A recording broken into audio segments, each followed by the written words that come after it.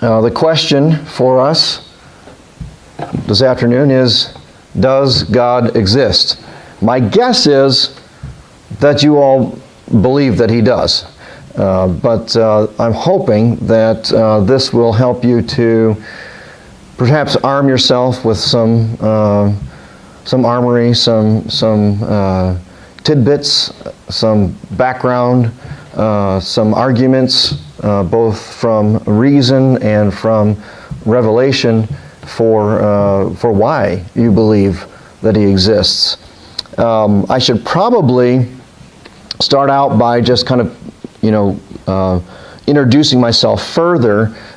One of the things that you may want to know ahead of time is that there are different kinds of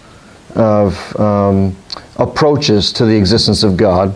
And both are theistic. Obviously, if you're arguing for the existence of God, you are a theist, you believe in God. But there's different ways to approach that.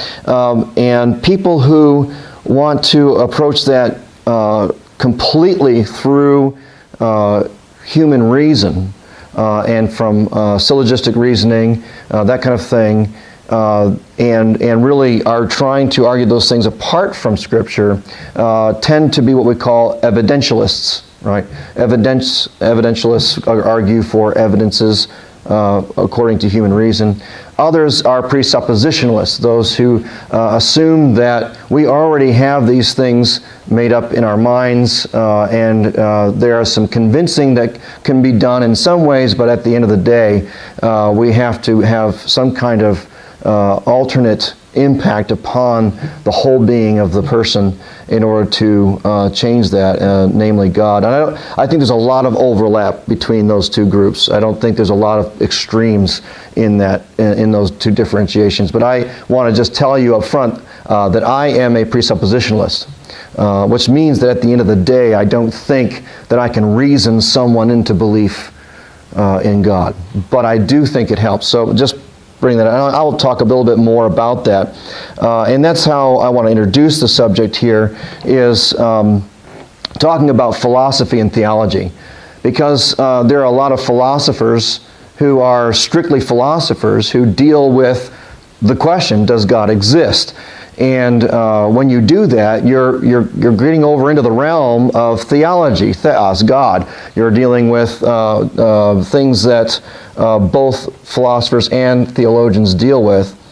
And so there's a lot of overlap there between the two groups. But I want to help to define the differences between philosophy and theology for the sake of clarification. Maybe just help us to put categories in our minds to talk about some. Sometimes it helps to understand what a thing is if you talk about what it isn't.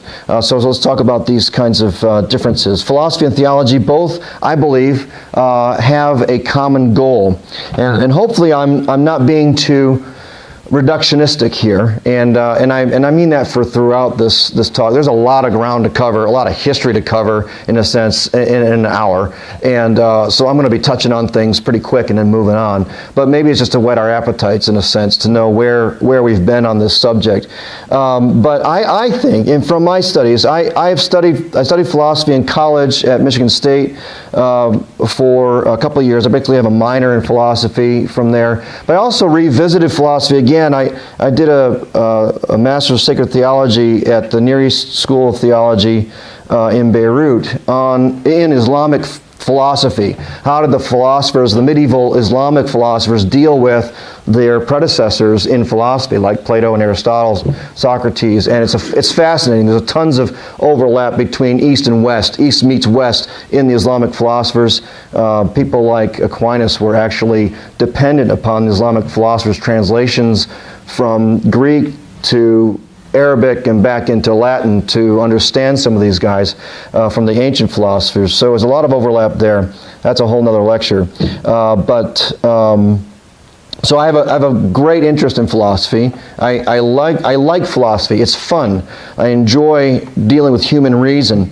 And as I was studying Islamic philosophy and trying to understand what's the difference between philosophy in general and theology, I began to realize that there does seem to be a common goal between the two disciplines. And I would say that both philosophy and theology, the goal is to move from uncertainty to certainty, or as some would put it, from opinion to knowledge. I think I've got a theory. I want to come up with truth, right? Which is another word. We want to go from question to truth. So from moving from uncertainty to certainty, opinion to knowledge, question to truth. These are all kind of synonyms. And I think both theology and philosophy have that same goal, but they go about it in two different ways. Philosophy attempts to arrive at truth, to arrive from uncertainty to certainty by way of human reason, right? Logical syllogisms. Theology, on the other hand, desires to arrive at truth by way of divine revelation.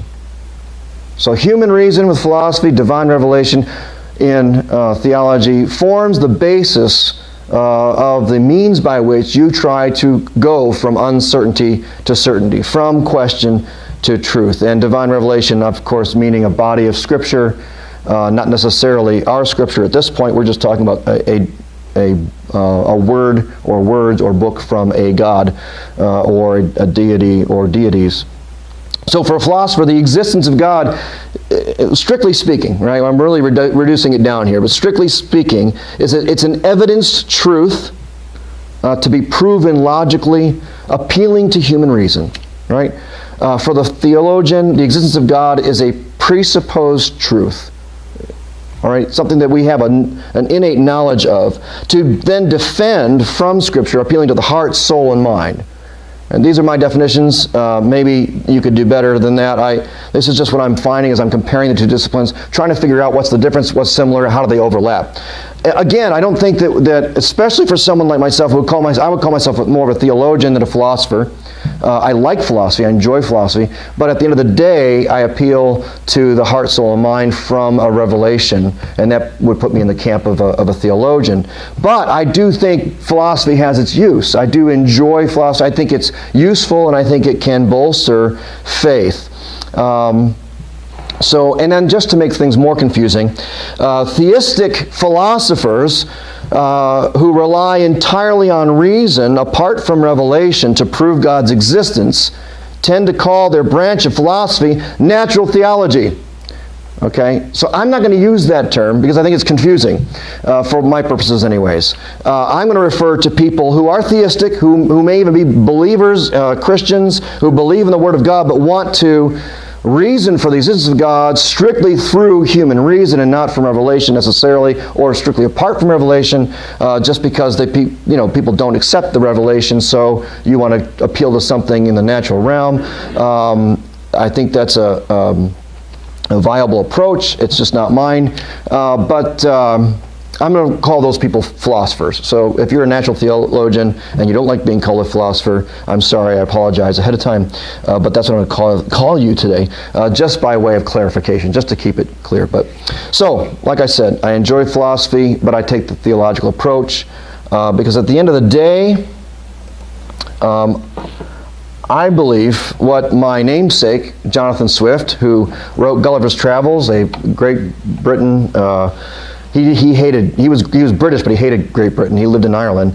He was a political satirist. If you think Gulliver's Travels is about giants and little people, it's not. It's actually making fun of Parliament and critiquing his government from Ireland. But he quipped this, and I believe it's true. He was actually a pastor too. He was a Christian minister. He said, "It is useless to attempt to reason a man out of a thing he was never reasoned into." I think it's never strictly, I think the Bible teaches it's never strictly reason that brings someone to the conclusion that God does or does not exist.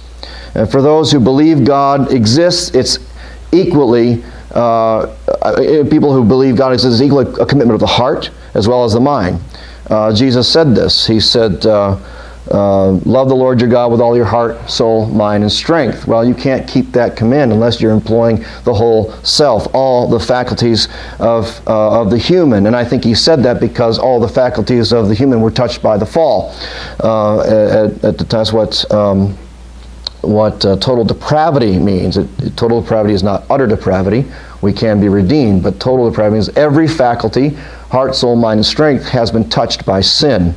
Likewise, I think for those who don't believe in God, their atheism or agnosticism is always charged with non-rational, oftentimes irrational responses of anger or fear or disappointment or certain commitments that can't be explained by reason. That's why God does not exist. Was that the name of that movie? God does not exist, or God does exist? Oh, thank you. That's the title of my lecture. No, God's not dead, right? Remember how emotionally charged. At the end of the day, the atheist professor, at the end of the day, it really was his commitment to, and his loss, and his disappointment and anger at God for the loss of his mother. It really had nothing to do with reason at the end of the day, although reason played a part of it. So anyways, that's why I'm where I'm at. That's why I enjoy philosophy, but at the end of the day, I approach and I come to God's existence as a theologian. So that's all my cards on the table. So I don't think that rational or empirical arguments should form our primary foundation for belief in God. At the same time, I do think it's helpful to show that belief in God makes rational sense. We are to love God with our mind. It makes rational sense. In fact, it makes the most rational sense, and we can believe in God with reasonable confidence. That's where philosophy and theology overlap. And philosophical arguments from reason give us substantial clues. This is Timothy Keller's language. It gives us substantial clues to God's existence. But belief in God is ultimately, I believe, a commitment of faith, a commitment of the heart. But we also employ the mind. With that said, let's look at how various philosophers through the ages have approached the existence of God. This is not historical. It's topical. So, but it has historical basis. I'll get rid of that little guy there. Maybe if I did this. Yes, I'm going to do that instead. So let's talk about rationalism. Rationalists, you're welcome. Yes, it is. Welcome. Come on in.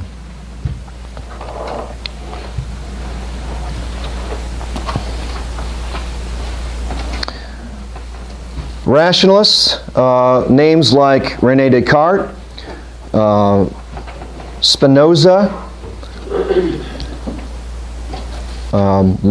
Leibniz, these are all rationalists. They were European philosophers who took the position that reason is a more reliable path to knowledge than experience. So we're talking about experience and reason, not necessarily the dichotomy I was talking about before, but knowledge is more reliable than experience. So what you can reason through the mind, that's what you need to build your principles in life upon, not what you experience. They employed deductive reasoning, the use of syllogistic logic as the most dependable method of determining truth, arriving at certainty. Some atheists say, and this is why, some atheists say that they hold out on belief in God because they are not able to be convinced with certainty in the mind that God exists rationally. It's not rational to them. They can't see a syllogistic argument. So these rationalists attempted to answer the challenge from that kind of atheism. So some theists, responding in this way, they've articulated arguments for God's existence, employing logic. Thomas Aquinas, who preceded the Enlightenment, and Leibniz, who lived at the height of the Enlightenment, employed what we call the cosmological argument for the existence of God. And we might say, why is there something rather than nothing? This is the question that we start with, leading to truth at the end. And these are some of the things that they develop in arguing. I find these helpful, and I think you will too. It's probably the most popular of the rational arguments for the existence of God because it can be backed with commonly accepted scientific theory that our universe is what we call contingent. In other words, it depends on something else for its existence. That's what contingency means.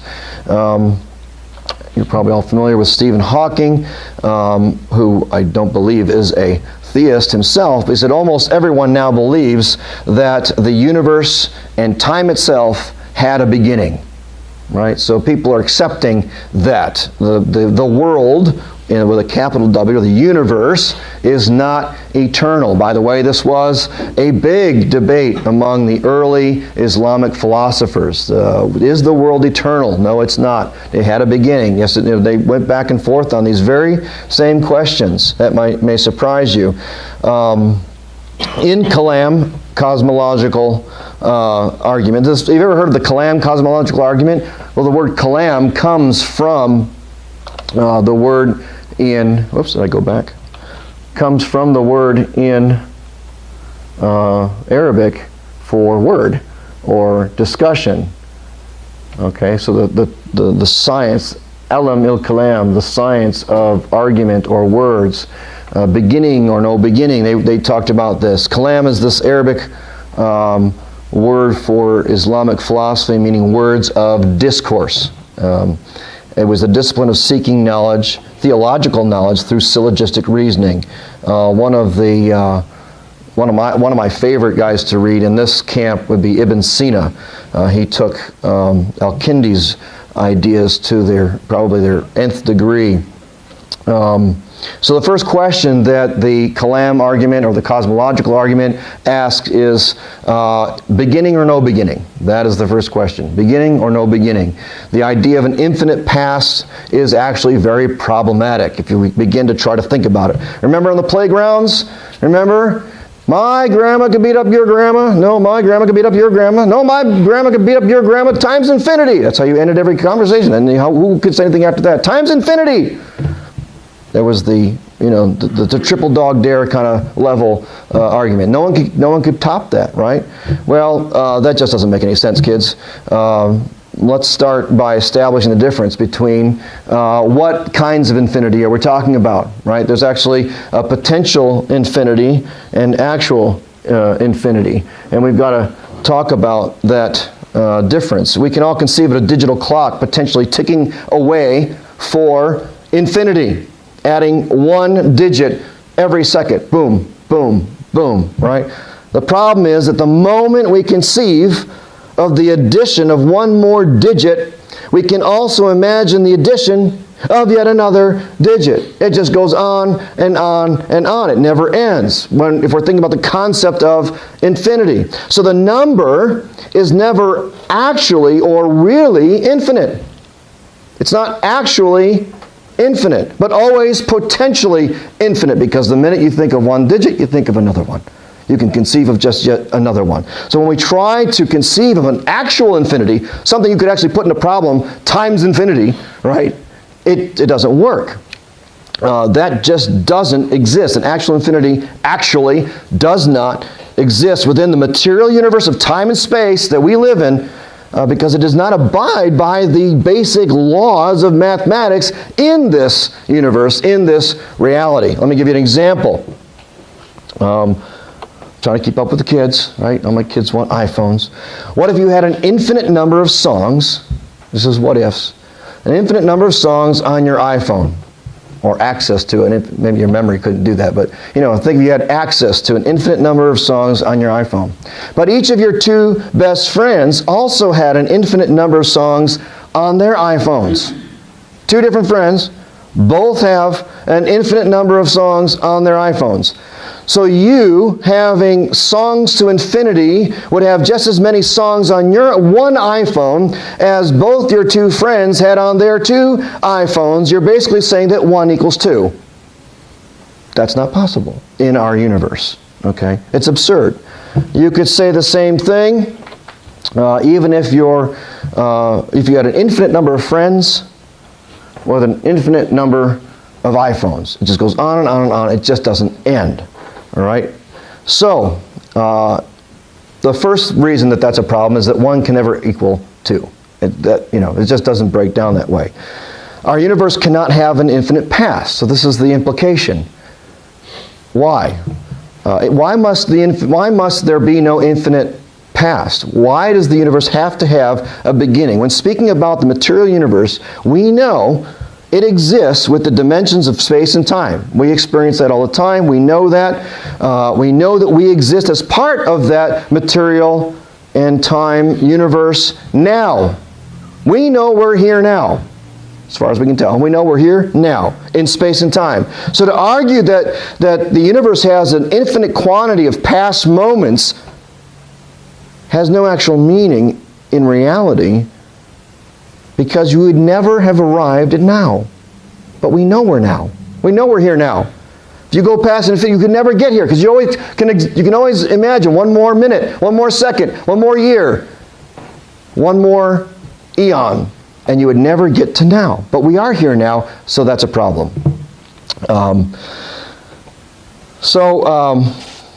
What we observe is that there's a now, and so it's impossible for there to be an infinity of past moments. There must have been a beginning. That leads us to the next question. There's our now. Where's my cause or no cause? There it is. Cause or no cause? That's the next question. Having established that the universe did have a beginning, okay, well now we ask another question. Question to truth. Why? Why? How? What caused it?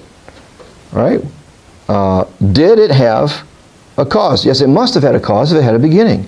We also observe, it comes from our being here now in our universe. We observe that when you do something, it has an effect. There are causes and effects. If I poke you in the eye, that's a cause. The effect is that your eye will hurt. You don't want me to do that, right? There's causes and effect. We see that everywhere, all the time, constantly. So we have these observable causes, observable effects in the now, and because there cannot be an infinite succession of past causes, there must have been a first cause. Just as there must have been a first moment, there must have been a first cause.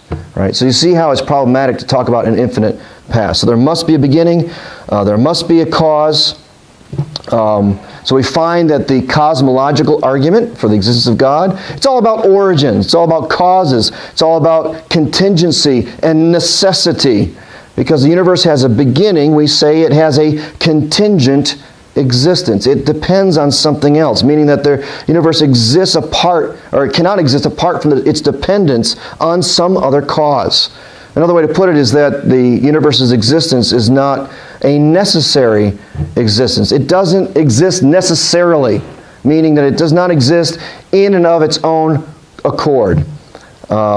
Since there's all this stuff, since we all exist, then we and the universe must come from some other cause, because it cannot exist necessarily in and of itself. We cannot exist necessarily in and of ourselves.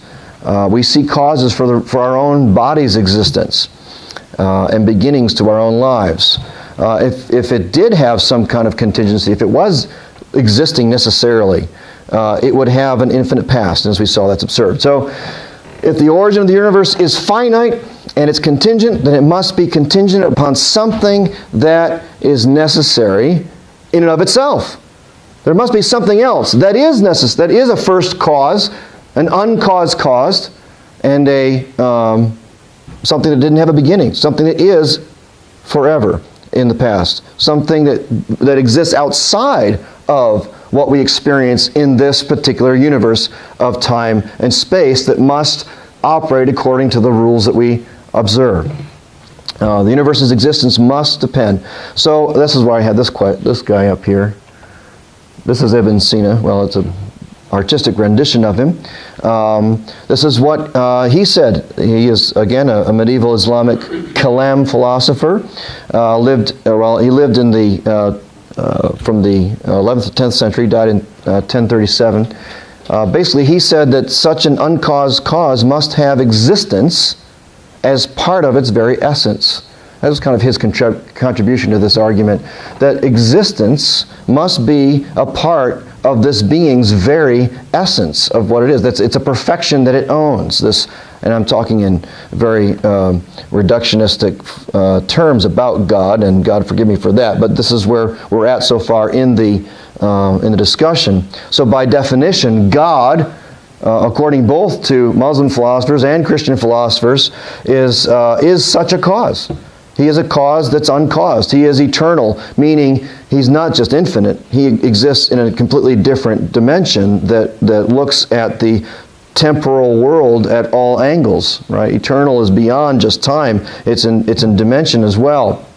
He's an omnipotent being, having every perfection in Himself, including the perfection of necessary existence.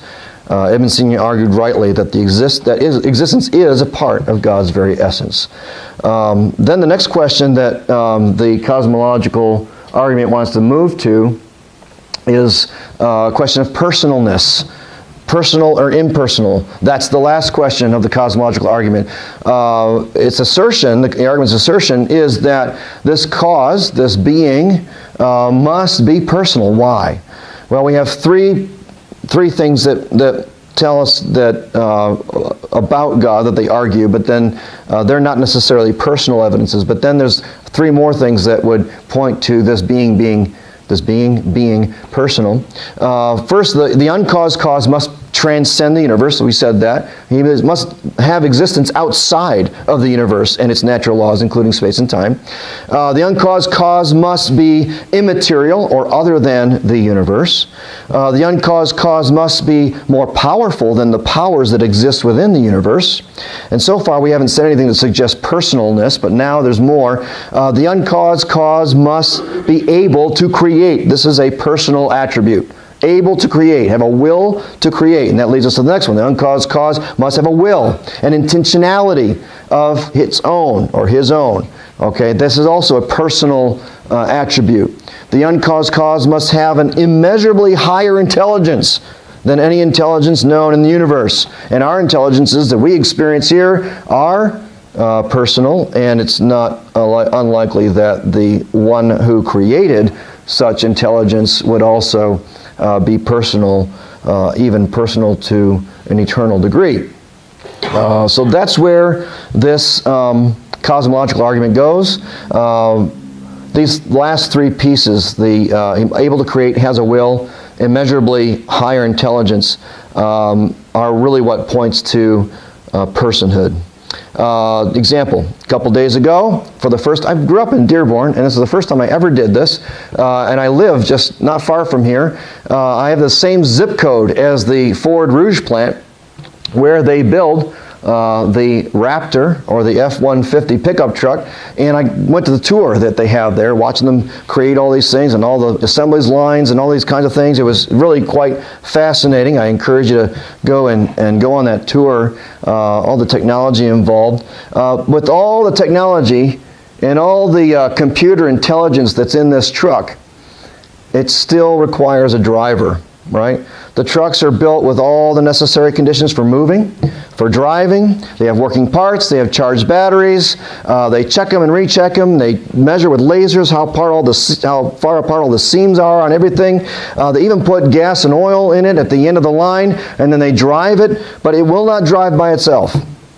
It needs a driver. You say, well, what about when they come up with remote control cars, or when they through remote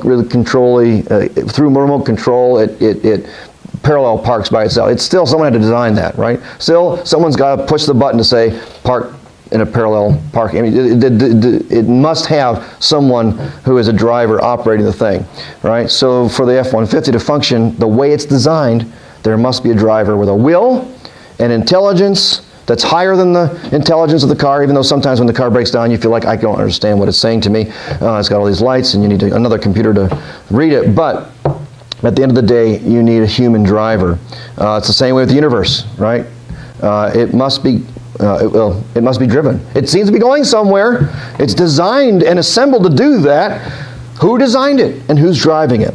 And this is where we point to an all-powerful being who exists necessarily with no other contingents, a being with personhood, and it's the only explanation for the universe to be caused out of an eternity in which it did not formally exist. Okay, So that's the argument from a rationalist point of view in terms of the cosmological argument. The next one we want to look at is the empiricists, empiricism. This is the next clue we want to look at. Francis Bacon would be a name associated with this. He's considered to be the father of empiricism, along with other probably more famous empiricists like John Locke in Great Britain, David Hume of Scotland. They were philosophers who maintained that all knowledge comes from direct observation of phenomena. Now, there was quite a bit of observation of phenomena or of the universe in the cosmological argument as well, but really the foundation for that argument is more about syllogistically reasoning from those points along the way. With empiricism, they're much more concerned with what we observe, and that's where we have the teleological argument, okay, which is often called the argument from design. And I may have, led into that with the whole car idea. Like I said, I think that there's a lot of overlap in these arguments. So some atheists hold that belief in God is something that they will not embrace until someone can show him or her with any observable clarity that God exists. They need to observe it. Right? So I think of the Soviet cosmonaut Yuri Gagarin, who commented after orbiting the Earth, "I didn't see any God out there." Right? Empiricist theists in response. Okay, the response to this. If you're a theist and you're empiricist, you would respond employing arguments such as the teleological argument or this argument from design. This argument pays close attention to what is referred to as the anthropic principle. Anthropic principle. I'm not an expert in that, but that is sort of the umbrella of what I'm about to say. The anthropic principle says that the constants of the physical world appear to be, you've probably heard this before, fine-tuned to allow for all life to exist. Right? So we're observing the universe, and this has been a much more popular argument now in our time because of our ability to see so much of the universe, so much more than past generations, past centuries. Alistair McGrath explains this. He says, there has been a growing realization, I'm quoting here, a growing realization of the extraordinary degree of contingency of the initial conditions of the universe.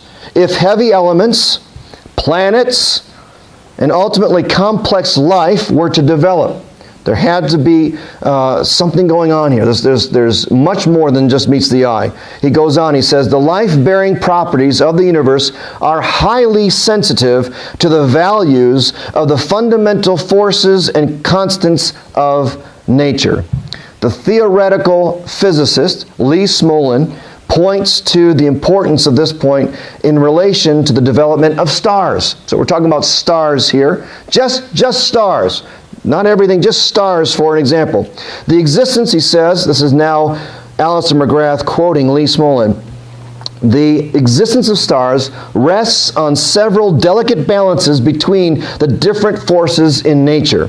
These require that the parameters that govern how strongly these forces act be tuned just so. In many cases, a small turn of the dial in one direction or the other results in a world not only without stars, but with much less structure than our universe. So a life-bearing universe is far more constrained than had been realized. You can see how we are really depending on science for these conclusions, which has led many to speak of the universe as being fine-tuned. Francis Collins, another quotation here.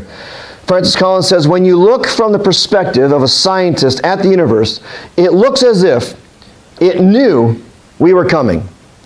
There are 15 constants.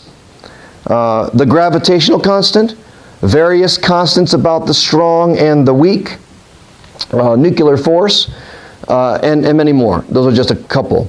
And all of these 15 constants have very precise values. If any one of those constants was off by even one part in a million, I can't even wrap my brain around that. Off by one part being a million, one part in a million, the universe would not have actually come to the point where we see it today. Matter would not have been able to coalesce. There would be no galaxies, no stars, no planets, no people. Fascinating stuff. So the question is, can we explain such a fine-tuning simply by chance? Bertrand Russell, 1872 to 1970, famously suggested that everything exists is simply a product of an accidental collocation of atoms. If that is so, then we have to accept that all we see, all organic life, all intelligent life, every thought you ever thunk in your head, every emotion you ever felt, every experience of joy and happiness, not to mention the 15 necessary constants of the universe, intricately interwoven, seemingly strategically placed and arranged, all somehow emerged, well, miraculously, right? Out of a random chaos of atoms, like billiard balls smacking around on a billiard table. As Douglas Wilson has put it, chaos cannot produce order. It cannot produce beauty. It cannot produce reflection. It can't even produce syllogistic reasoning. It cannot produce morality. So, you say you cannot observe God. I say you have never observed chaos produce order and intelligence, and you never will. So this is how the teleological argument goes, that the universe came by design. And it's the most reasonable conclusion of what we observe in the universe. And design, therefore, suggests a designer. Stephen Hawking again concludes that the odds against a universe like ours emerging out of something like the Big Bang are enormous. He says it would be very difficult to explain why the universe would have begun in just this way, except as an act of a God who intended to create beings like us. That's in Keller's book, Reason for God, which I highly recommend. Another philosophical vantage point that I would be remiss not to highlight is the position that attempts to synthesize rationalism and empiricism, posited by Immanuel Kant. Okay, 1724 to 1804, to give you his place in history, right at the height of the Enlightenment. In his critique of pure reason, Kant understands a kind of an argument that combines what we've seen so far all together. For Kant, understanding proceeds from a certain a priori categories or concepts of the mind. An a priori category, what is that? That means a concept already conceived or formulated in your mind before investigation or before experience or any other outside influences. So you have a category in your mind for these things already. These concepts of understanding organize and synthesize the data that you receive from the senses. He's saying, we see these things, we observe these things, we reason these things, but we've got to understand there's things that are built in that are interpreting what we see. Right? There's things already there. Kant held that experience was the product of our senses. Now this is where he gets a little weird, and actually it really is a precursor to what we see in today's relativistic thinking. Right? He actually believed that those categories that you had created your thought process. It created the categories. So you yourself are creating certain categories in your mind. His argument was directed against any attempt to use reason to consider objects that were beyond our senses. He said, what about things you can't see with your senses? And he's talking there to the teleological argument, right? For Kant, metaphysical questions, and that's syllogistic reasoning, so he's talking to the cosmological arguments, such as the existence of God, were just outside the scope of human reason. Right? So if you have this concept of God, you've created it yourself in your mind. In his view, reason could not be applied to matters outside of one's experience through the senses. In Kantian epistemology, which is the study of how we know things, how do you know what you know? That's epistemology. Because God is not subject to the senses, Kant dismissed any attempt to discuss God by the use of rational concepts. So he just wants to back off from the entire thing. So the Kantian atheist and the Kantian theist wouldn't even meet together for a debate because they both would argue that it's impossible to use reason to talk about God. We're going to come back to some Kantian concepts that I think are helpful, but you can obviously see how it's not helpful in a lot of ways as well. So let's talk about seeds of faith. I think by pointing out that everyone has a built-in a priori category or categories and assumptions, I think we're challenged to consider that everyone likely brings presuppositions about the rationality of God to the table that inform or even create the worldview that they hold. And on that level, I would agree with Kant in that, in what he says. But by way of critique, Kant was influenced by an old world Newtonian understanding of physics. So he also had his own presuppositions based on that understanding of physics and how the world operated. Kant himself presupposed that these a priori categories of understanding can only be applied to things that we can observe through our five senses. So Kant's own presupposition excludes the fact that we might be able to know things rationally, actually know things rationally that are beyond our senses. Contemporary science, and this is way outside my pay grade, I don't understand these things, but quantum physics, string theory, don't ask me any questions about those things, I don't understand them, but what I do know about them is that they show that we do not have to see, hear, touch, or smell, or taste something to have confident knowledge that something exists. Right? We're seeing that in science. There are, I do remember this from physics class in college many eons ago. There are these things called muons, right? And they are so small of a particle that when you try to observe them, it actually changes what they do, right? Because in order to observe something, you have to shed light on it. But when you shed light on muons, it actually changes what they do. It impacts them. So you can't really observe what they do when they're all by themselves not being observed. Sort of like the tree falling in the woods. Does it really fall? Yes, it does. Yes, because we can see how they impact other things. We can see the effect of these things. But when we go to try to look at them, we can't observe what they're doing because it changes what they're doing just by looking at them. Right? So that's just kind of an example of how we have knowledge that these things are there. We just can't observe them.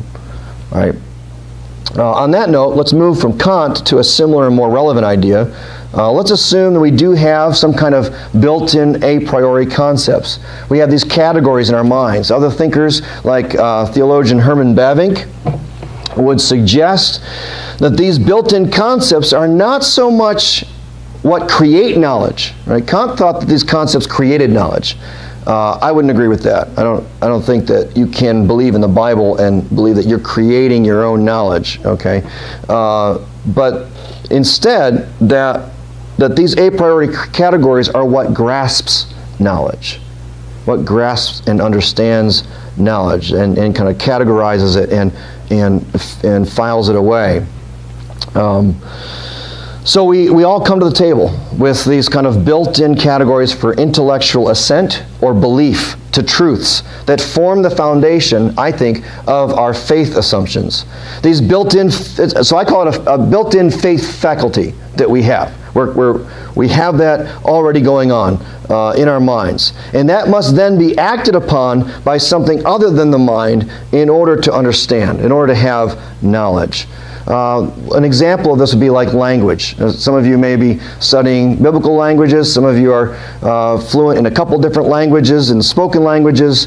Every human is born with a built-in capacity to learn language. It's just there. We have it. But depending on the country a person grows up in a different kinds of stimuli, different sounds being heard from very early on, well, those things will be different depending on where you are, and those things will be acting upon that built-in capacity and then resulting in numerous different kinds of languages or abilities and knowledge of certain things regarding language. So there's all kinds of possible languages that if you took a baby, say I adopt a baby from China. If I left that baby in China, he's going to be hearing all kinds of sounds that I just can't produce with my mouth because I didn't grow up there. But if I had been in that baby's shoes, I could have I could have. I would have learned that language, but take that baby and bring him over to America, and he grows up with all different kinds of stimuli. He doesn't have any greater ability to learn Chinese than I do when he's 25, right? I'm not 25. But that's a good age to, they say right about after 25 it starts becoming really hard to learn new languages. Not to discourage anybody out there, in terms of speaking it anyways. All right, so do you understand how we all come with this sort of built-in category, just like language,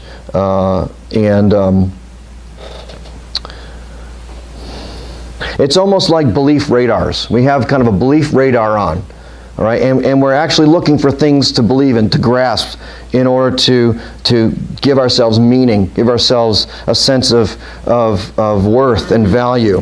Depending on what acts or does not act on that faculty of faith, people end up believing in any variety of things. And all this activity is a kind of rational activity, and you need reason to do it. All right, and I would include, because we're all theists here, I would include I would say the very first and foundational act upon that faculty has to be God Himself. We all bring different belief language to the table. This means that it is no less a position of faith to say that God is not discernible by reason than to say that God is discernible by reason. You see where I'm going with this? What I'm saying is that no matter what your position, does God exist, does God not exist, at the end of the day, it's a faith faculty issue. Right? How have you interpreted what you've experienced? What is acted upon that faith faculty? Has God acted upon that faith faculty? So I think the onus is not only on theists to give a case for God, but upon everyone to give a reason for all of their a priori faith assumptions. Right? The atheist has as much defense to do of what he believes by faith as I do. If you listen to Christopher Hitchens, the late Christopher Hitchens debates after the publishing of his book, God is Not Great, you'll hear him over and over again describe his position as a position that does not need to be defended, that only the theist position must be defended. This is because, according to Hitchens, theists, especially Christians, make such wild and fantastic claims, that's a quote, that need to be defended. But this is a double standard. Why isn't the claim that there is no God just as wild and fantastic? Right? In C.S. Lewis's famous The Lion, the Witch, and the Wardrobe, right? What happens? Lucy and her siblings, and they're at their eccentric uncle's house in the English countryside mansion. They're waiting for World War II to end. Lucy stumbles into another world called Narnia. She gets there through this wardrobe in the spa-oom, right? And then when she returns and she tells her siblings what happened, they don't believe her. They immediately think that her stories about Narnia are wild and fantastic. That is, until they all walk through the wardrobe themselves into that same world, and they found that Lucy's stories to be true after all. They were true. She was telling the truth. So prior to that, they all accused her of creating a subjective, implausible reality.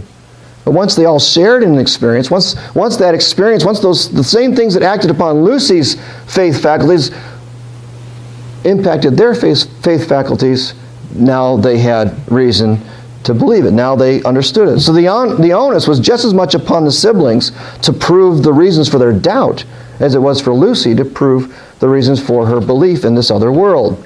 So if we're going to talk fairly with atheists and agnostics, for non-theists, if we're really going to talk fairly about the experience of God, we all need to assume the objective possibility of the position that we do not hold. Right? That a lot of times in debates we're just shouting maxims and sound bites past each other. We're not really listening. What if what that person says is true? What if what this person says is true? Does that match up with our experience of our universe? And then this brings us to another related subject, which we all have to deal with today, is relativism. Ceci n'est pas une pipe, right? Painting of a pipe, he says it's not a pipe. Well, it actually isn't a pipe, it's a painting of a pipe, right? That's kind of his point was. But the idea is that you can say whatever you want it to be. I'll call it an elephant instead, right? Relativism. Many people in our I call it late modern. I don't like the term postmodern. I think it's accurate. I think we're still in we're taking modernism to its ultimate conclusion. So our late modern era do not believe. People just do not believe that there's any definable absolute truth out there at all. And you're familiar with these arguments. It's commonly accepted that we all have a priori concepts of truth. Now I think it's built on Kant as well, right? We have this, they think that we actually create, like Kant suggested, we actually create not only our own worldviews, but everyone creates competing realities and competing truth claims. There's no one single person who has a reality or truth claim that's true for everyone. This is the argument that really was built on the Enlightenment or modern thinking of Kant taken to its extreme, an extreme direction that I don't think it should have been taken or needed to be taken. So it's not new. It's not new. This is old stuff, right? What did Pilate, the first century Roman governor of Jerusalem, what did he say when he was cross-examining Jesus? What is truth? Right? He said, "What is truth?" Just throwing it out there, Jesus said, "Everyone who is of the truth listens to my voice." Right? There's some sort of absolute claim there. And then Pilate said, "What is truth?" So the question of whether there is absolute truth is not a new one. It's been around since the first century and beyond. But even if you say you don't believe that anything is absolutely true, I would invite you to consider that you have already believed in absolute truth. Just saying that is an absolute truth. But let's explore a couple ideas together. We do live and make choices every day based on absolute truth and a priori faith presuppositions. Just quoting Timothy Keller from Reason for God. Actually, I'm paraphrasing him. It was too long to quote. So I'm paraphrasing what he's saying. It's kind of the argument he goes to in that book. He says, "I don't believe in God because this is what people say. I don't believe in God because I can't accept the existence of absolute moral truth." So we're getting to morality and relativism and moral relativism. Everyone should determine moral truth for him or herself. However, is that a statement they can actually prove to someone who doesn't share the same belief? No, right? They are actually exercising faith by saying that. When you say everyone should determine moral truth for himself, that is a faith statement. That is a faith statement. It's a belief. It's a belief that individual rights operate not only in the political sphere, but also in the spheres of truth and morality. And so what people miss is that there is no rational or empirical proof for such a position. So the doubt of absolute truth is a position held by faith. And that's kind of where I'm going with this, and this is why I hold the position that I do. Some will respond to this and say, "My doubts are not based on a position of faith. I have no beliefs about God, one way or the other." Right? People will say that. "I simply feel no need for God, and I am not interested in thinking about it at all." But hidden beneath this feeling, I would argue, along with Keller, is the belief that the existence of God is only a matter of indifference, unless it intersects with my emotional needs. The skeptic is betting his or her life that no God exists. It's a bet. If God did exist, He would hold you accountable for your beliefs and behavior, even if you didn't feel the need of Him. So if you were to argue rationally, if such a God did exist, you would be morally responsible to such a God. So your position is still a position of faith. It's not based in anything, but it's a position of faith. All knowledge, at the end of the day, I think, rests in faith. How do you believe your belief is true is the question. It would be inconsistent to require more justification for belief in the existence of God than you do for the belief that He doesn't exist. Right? A lot of times these arguments are just, they're played, and the theists have to tie their hands behind their backs and argue this way. No, let's all talk about faith here. We all have these commitments. The other thing that people miss is that this alternative belief is a belief that they hold absolutely. They hold it absolutely. the fact that they don't believe in absolute truth. If you're an atheist, then you believe the statement, God does not exist, is true. That's an absolute statement. Either God exists or he does not exist. He cannot both exist and not exist at the same time. And saying you're an agnostic doesn't change anything either. You still have to make a choice between two absolutes. So my desired takeaway for today is that you come to recognize that everyone has presupposed beliefs. Not just those who claim to believe God, but everyone. If you doubt the existence of God, I would suggest that if you seek as much proof for the beliefs upon which you base your doubt, as you seek from theists for their beliefs, you will discover that your doubts are not as solid as they first appeared. Let me kind of help us down this path. Okay, if you had someone that you wanted to walk down this path, I would suggest you have them read something by David Foster Wallace. I would not have you read his novels, but I would have you read a lecture that he gave as a commencement speech. David Foster Wallace, he is dead now, an award-winning American novelist and professor of English at Illinois State University, professor of creative writing at Pomona College. The Los Angeles Times called Wallace one of the most influential and innovative writers of the last 20 years. But despite all this acclaim and success, Wallace committed suicide by hanging himself on September 12th, 2008. 3 years before his suicide, Wallace gave the commencement speech address to the class of 2005, graduates of Kenyon College in Ohio.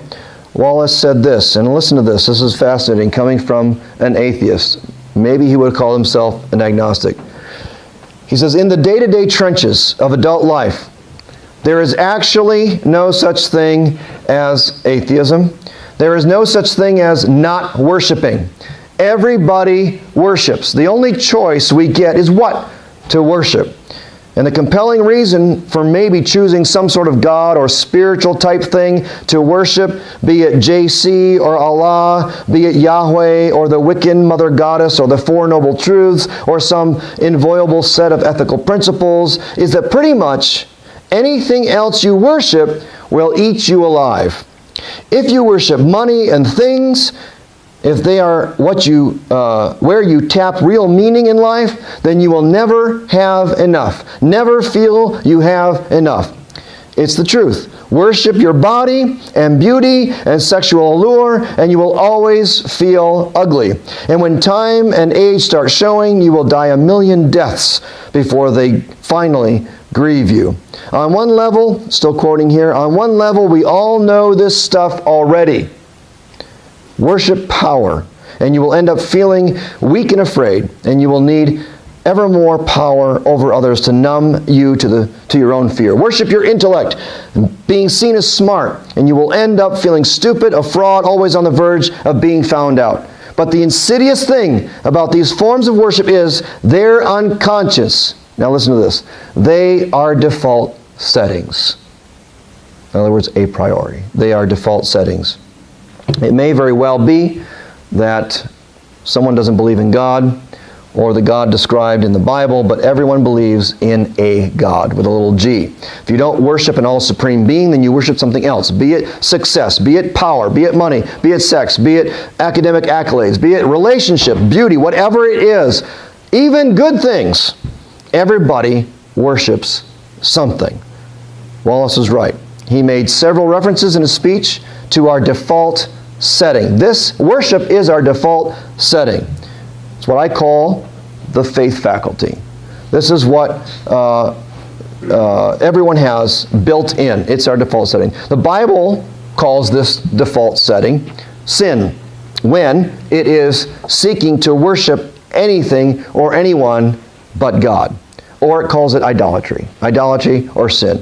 And Martin Luther saw those things as pretty much the same thing. All sin is a form of idolatry, said Luther. Augustine of Hippo, a picture of him? Yes, I do. He defines sin simply as disordered love. In other words, love that is out of order. Should you love your family? Yes, you should love your family. Should you love your career? Ideally, of course. But should you love your career more than your family? No. All right? It's the same with God. The Apostle Paul wrote about this relationship between our a priori built-in faith faculties and our disordered love in his famous letter to the church at Rome, in Romans 1, 18 to 23. For the wrath of God is revealed from heaven against all ungodliness and unrighteousness of men, who by their unrighteousness suppress the truth. For what can be known about God is plain to them, because God has shown it to them. For his invisible attributes, namely his eternal power and divine nature, have been clearly perceived ever since the creation of the world in things that have been made. They are without excuse.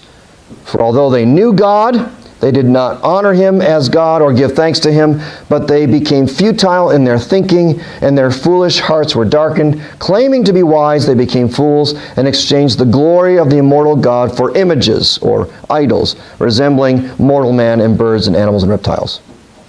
Everybody, as Wayne Grudem puts it, has a deep inner sense that God exists, that they are his creatures, and that he is their creator. It's there. We're created with that inner sense. It's only reinforced by outside, what God has created, what he's revealed about himself outside. And because what can be known about God is plain to them, because God has shown it to them, everyone who worships something other than God is suppressing truth. Even secular late modern man like Wallace could see that that was true of himself when he was honest with himself. And sadly, whatever it was that he was worshiping apparently did eat him alive in the end. Whatever temporal thing you cannot live without. How do you find out if you're worshiping something other than God? Well, just find out what you can't live without. Right? What have you exchanged for the worship of the glory of the immortal God? Right? Just look to this. What do you look to save you from your misery, your sense of self-loathing, your anger, your frustration, from your loneliness, from your guilt? Whatever it is that you look to be for you, whatever these things are, that's your little God, and you worship. You worship it by spending your money on it. You worship it by spending your time with your little God. You dream and fantasize about your little God.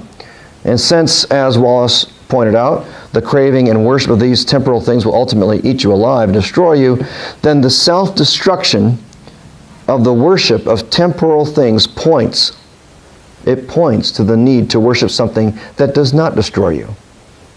Right? Something that gives life meaning, something that gives purpose, something that gives dignity, worth, and security, beauty, and can actually rescue you from your self-destructive temporal urges. That's how I would argue for the existence of God. Look here. Look in your own heart.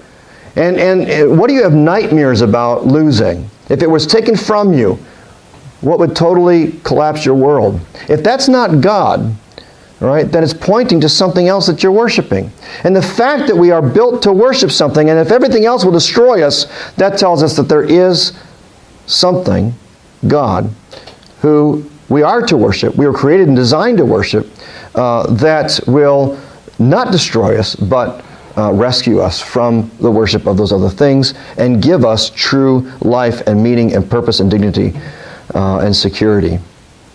Of course, the Bible calls this worship-worthy being God. And the rescue that he provides, we call that salvation.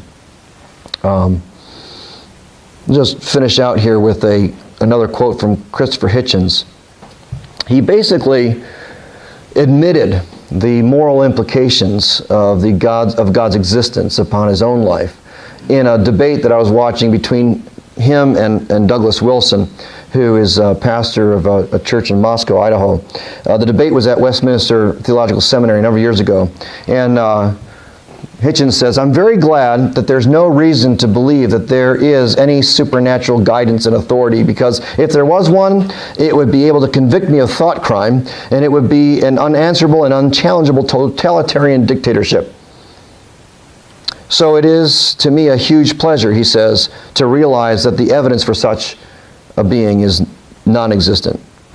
So what for Hitchens is a conviction of thought crime and an unanswerable unanswerable and unchallengeable totalitarian dictatorship is for believers in Scripture with a Christian tradition, that description is a terribly, maybe this goes without saying, reductionistic and perverted perspective of God, divorced from the Bible's full revelation of who God truly is. Who is this unmoved mover, this uncaused causer, this one who created us to worship that deserves all of our worship? The Bible teaches that such a God, yes, does convict the heart of sin, what Augustine called disordered love, and our worship of the things that will destroy us. Also, Paul described this as well in the Scriptures. The Bible does reveal a God who rules the universe in a total, absolute way, as a sovereign king, but in holiness, in righteousness, in unsurpassing power. But the Bible also says that such a God is love, and that's where Hitchens totally misses the boat. This God is a benevolent sovereign. This God exhibits restraint upon his wrath. In the face of his justice, he shows mercy and compassion that drives him, this God, this being, to self-sacrifice. Of course, you're probably familiar, all of you, with 1 Corinthians 13. God's love is described as patient, as kind, not arrogant or rude. It is not irritable or resentful. It does not rejoice in wrongdoing, but rejoices with truth. Love bears all things, believes all things, hopes all things, endures all things. Love never ends. This is what God's about. This is what He's like. And He's motivated by love, and He was willing to endure Himself the very punishment He warned would be the consequence for our disordered love and self-worship. That's the full picture of such a God, or a taste of the full picture, and it can only be found in Revelation. You can't discern all those things about God just by looking at a beautiful sunset. You can discern that there's probably a creator out there, but those specific things you cannot discern apart from Revelation. You've got to go to the book.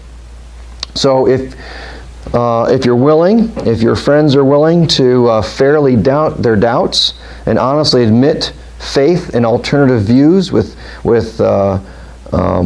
our innate bent toward worshiping alternative gods, if we're willing to admit that, then we need to ask the question, what if God does exist?